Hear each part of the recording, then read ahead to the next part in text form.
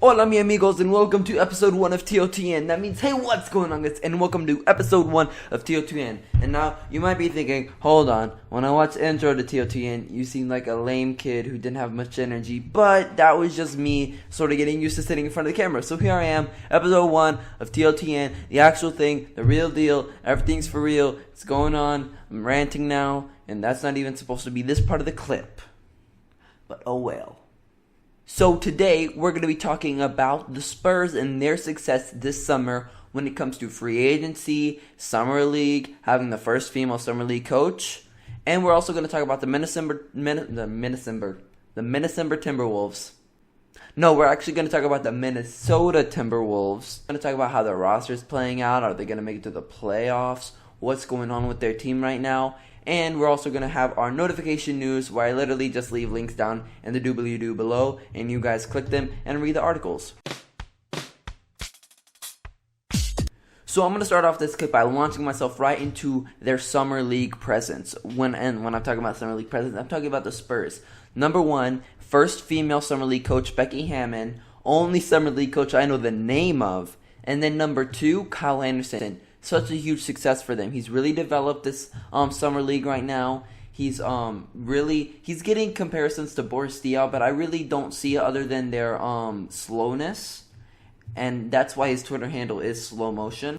I expect Kyle Anderson to fit into the backup small forward, someone behind Kawhi Leonard. That's something they've been lacking lately, and with the uprising of his game this summer league, I think he's really going to fit in nicely with their team. The reason I'm so sold on him is because he's done 2 great things for the Spurs Summer League team. He led them to the finals, and he won Summer League MVP.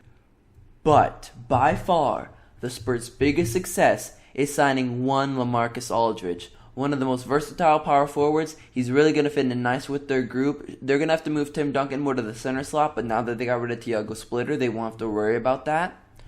They're just going to have a good team, and though their team is getting old, by adding LaMarcus Aldridge to an already young core of Danny Green and Kawhi Leonard, they're also rejuvenating without having to go through a rebuilding process. So they're really being smart about this. Welcome to Clip 2 Notification News. Number 1, Ty Lawson has a second DUI in just 6 months. Story 2, Ty Lawson gets traded to the Houston Rockets. And number 3, the Atlanta Hawks released new jerseys and their new court. If you guys want to check those stories out, check down in the doobly-doo below. Click those links. So like I already said, I'm talking about the Minnesota Timberwolves when it comes to the team tryout.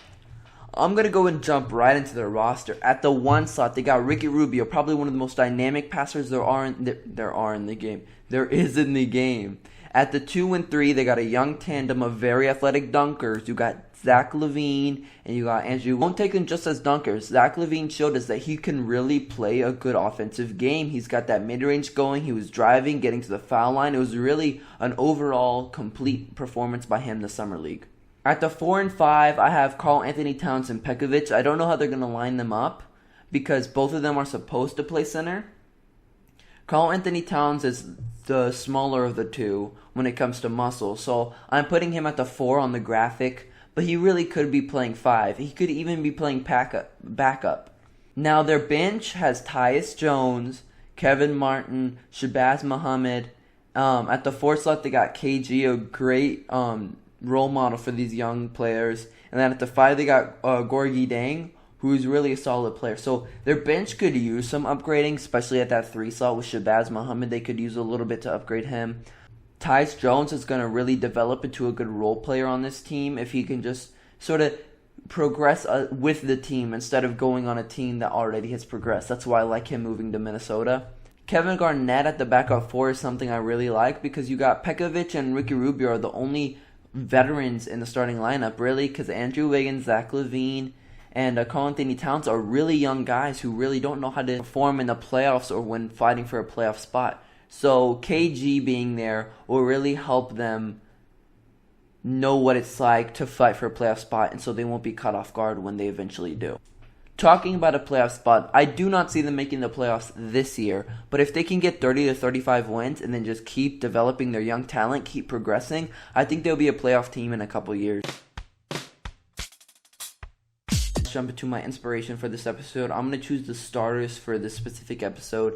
They did a lot of Summer League coverage, and that's where I got a lot of my analysis, really just watching them, learning how they did it. And this is why I chose to do a desk with clips, because that's what they do. They all sit around a desk and do some clips.